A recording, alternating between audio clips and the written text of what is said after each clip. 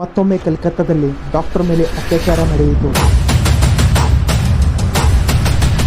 ಮತ್ತೊಮ್ಮೆ ಅಂತ ಯಾಕೆ ಅಂತ ಇದ್ದೀನಿ ಅಂದ್ರೆ, ಭಾರತದಲ್ಲಿ ಪ್ರತಿ 16 ನಿಮಿಷಕ್ಕೆ 1 ರೇಪ್ ಆಗುತ್ತೆ, ಪ್ರತಿ 24 ಗಂಟೆಯಲ್ಲಿ 80 ರೇಪ್ ಆಗುತ್ತೆ, ಪ್ರತಿ ವರ್ಷ 30,000 ರೇಪ್ ಆಗುತ್ತೆ. ಇನ್ನು ಅದೆಷ್ಟೋ ಪ್ರಕರಣಗಳಿವೆ. ವಿಕ್ಟಿಮ್ ಭಯಪಟ್ಟು ಕೇಸ್ ಕೂಡ ಮಾಡೋದಿಲ್ಲ. ಆದರೆ ನನ್ನದೊಂದು ಪ್ರಶ್ನೆ ಇದೆ, ಈ ಎಲ್ಲ ಪ್ರಕರಣಗಳಲ್ಲಿ ಎಷ್ಟು ಜನರಿಗೆ ನ್ಯಾಯ ಸಿಕ್ಕಿದೆ ಅನ್ನೋದು ಆ ದೇವರಿಗೆ ಗೊತ್ತು. ಒಂದು ಕಡೆ ಆ ತಾಯಿ ತನ್ನ ಮಗಳಿಗೆ ಕಳ್ಕೊಂಡಿದ್ದಾಳೆ.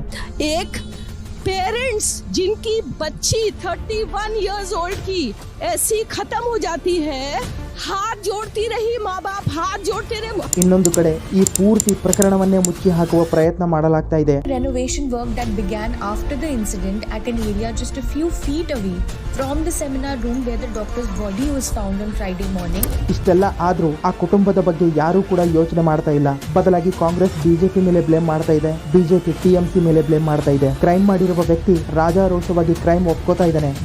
ಯಾಕಂದ್ರೆ ಅವನಿಗೆ ನಮ್ಮ ದೇಶದ ಕಾನೂನು ವ್ಯವಸ್ಥೆ ಹೇಗಿದೆ ಅಂತ ಆಲ್ರೆಡಿ ಗೊತ್ತು. ನಮ್ಮ ದೇಶದಲ್ಲಿ ರೇಪ್ ಗಳಂತ ಪ್ರಕರಣಗಳಲ್ಲಿ ಆರೋಪಿಗೆ 10 ವರ್ಷ ಜೈಲು ಶಿಕ್ಷೆ ಆಗುತ್ತೆ, ಕೆಲವೊಮ್ಮೆ ಜೀವಾವಧಿ ಶಿಕ್ಷೆ ಆಗುತ್ತೆ. ಆದರೆ ನಾರ್ತ್ ಕೊರಿಯಾದಲ್ಲಿ ರೇಪ್ ಮಾಡಿದವನಿಗೆ ಜನರ ಮುಂದೆ ಗೋಲಿಗಳಿಂದ ಶೂಟ್ ಮಾಡಲಾಗುತ್ತೆ. ಚೀನಾದಲ್ಲಂತೂ ಕೆಲವೊಂದು ಪ್ರಕರಣಗಳಲ್ಲಿ ಆರೋಪಿಗೆ ಗಲ್ಲಿಗೇರಿಸಲಾಗುತ್ತೆ. ಸೌದಿ ಅರೇಬಿಯಾದಲ್ಲಂತೂ ಜನರ ಮುಂದೆ ಕತ್ತು ಕತ್ತರಿಸಲಾಗುತ್ತೆ. ಆದರೆ ನಮ್ಮ ದೇಶದಲ್ಲಿ ಕ್ಯಾಂಡಲ್ ಹಿಡ್ಕೊಂಡು ನ್ಯಾಯ ಬೇಕು ಅಂತ ಕೂಗ್ತಾ ಇರ್ತೀವಿ. ಟ್ವಿಟರ್ ನಲ್ಲಿ ಟ್ವೀಟ್ ಮೂಲಕ ಕ್ಯಾಂಪೇನ್ ಸ್ಟಾರ್ಟ್ ಮಾಡ್ತೀವಿ. ಫೇಸ್ಬುಕ್, ಇನ್ಸ್ಟಾಗ್ರಾಮ್ ನಲ್ಲಿ ಪೋಸ್ಟ್ ಹಾಕಿ #ಟ್ರೆಂಡ್ ಸ್ಟಾರ್ಟ್ ಮಾಡ್ತೀವಿ. ದೆಹಲಿಯ ನಿರ್ಭಯಾ ಕೇಸ್ ನಲ್ಲೂ ಹಂಗೆ ಆಯಿತು. ಮತ್ತೆ ಇವಾಗ ನಡೆದಿರುವ ಕೋಲ್ಕತ್ತಾ ಡಾಕ್ಟರ್ ಕೇಸ್ ನಲ್ಲೂ ಅದೇ ತರ ಆಗಬಹುದು. ಯಾಕಂದ್ರೆ ಯಾವ ತರ ಈ ಪ್ರಕರಣವನ್ನು ಅಲ್ಲಿನ ಸರ್ಕಾರ ಹ್ಯಾಂಡಲ್ ಮಾಡ್ತಾ ಇದೆ ಅನ್ನೋದು ಇದೇ ಮಾತಿನ ಮೇಲೆ ಅರ್ಥ ಆಗುತ್ತೆ.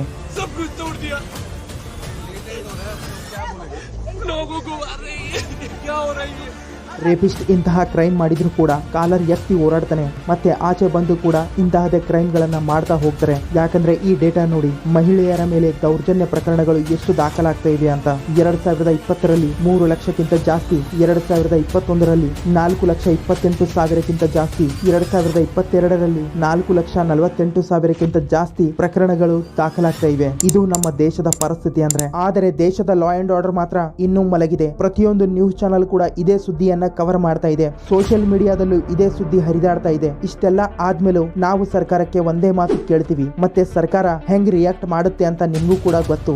ಯಾವ ದೇಶದ ಸಂಸ್ಕೃತಿ ಪರಸ್ತ್ರೀ ಮೇಲೆ ಕೈ ಹಾಕಿದ್ದಕ್ಕೆ ಇಡೀ ಲಂಕೆಯನ್ನೇ ಸುಟ್ಟಿ ಬಂದಿತ್ತೋ, ಯಾವ ಹೆಣ್ಣಿಗೆ ಅವಮಾನ ಮಾಡಿದ್ರೆ ಮಹಾಭಾರತದಂತ ಯುದ್ಧ ನಡೆದಿತ್ತೋ, ಆ ದೇಶದ ಸಂಸ್ಕೃತಿ ಇವತ್ತು ಈ ಪರಿಸ್ಥಿತಿಗೆ ಬಂದು ನಿಂತಿದೆ. ವುಮೆನ್ಸ್ ಡೇಗೆ ಹೆಣ್ಣು ದೇವರು ಅಂತ ಸ್ಟೇಟಸ್ ಹಾಕ್ತೀರಾ, ಹಾಕಿ. ಆದರೆ ಬೇರೆ ದಿನಗಳಲ್ಲೂ ಅದೇ ಹೆಣ್ಣಿಗೆ ಗೌರವ ಕೊಡಿ. ಅವರ ನೋವನ್ನು, ಅವರ ಕಷ್ಟವನ್ನು ಆದಷ್ಟು ಅರ್ಥ ಮಾಡ್ಕೊಳ್ಳುವ ಪ್ರಯತ್ನ ಮಾಡಿ. ಒಂದ್ ವೇಳೆ ಅರ್ಥ ಮಾಡ್ಕೊಳ್ಳದೆ ಇದ್ರು ಅಟ್ಲೀಸ್ಟ್ ಅವರ ಬಗ್ಗೆ ಕೆಟ್ಟ ಯೋಚನೆ ಆದ್ರೂ ಮಾಡಬೇಡಿ. ನನ್ನ ಈ ಮಾತು ಸರಿ ಅನಿಸಿದ್ರೆ ಒಬ್ಬ ಗೆಳೆಯನಿಗಾದ್ರೂ ಈ ವಿಡಿಯೋ ಶೇರ್ ಮಾಡಿ. ಇದೇ ಟಾಪಿಕ್ ಮೇಲೆ ಫುಲ್ ವಿಡಿಯೋ ಬೇಕು ಅಂದ್ರೆ ಎಸ್ ಅಂತ ಕಮೆಂಟ್ ಮಾಡಿ. ಹಂಗೆ ಚಾನಲ್ ಅನ್ನು ಸಬ್ಸ್ಕ್ರೈಬ್ ಮಾಡಿ, ಇನ್ಸ್ಟಾ ಪೇಜ್ ಅನ್ನು ಫಾಲೋ ಮಾಡಿ. Bye bye.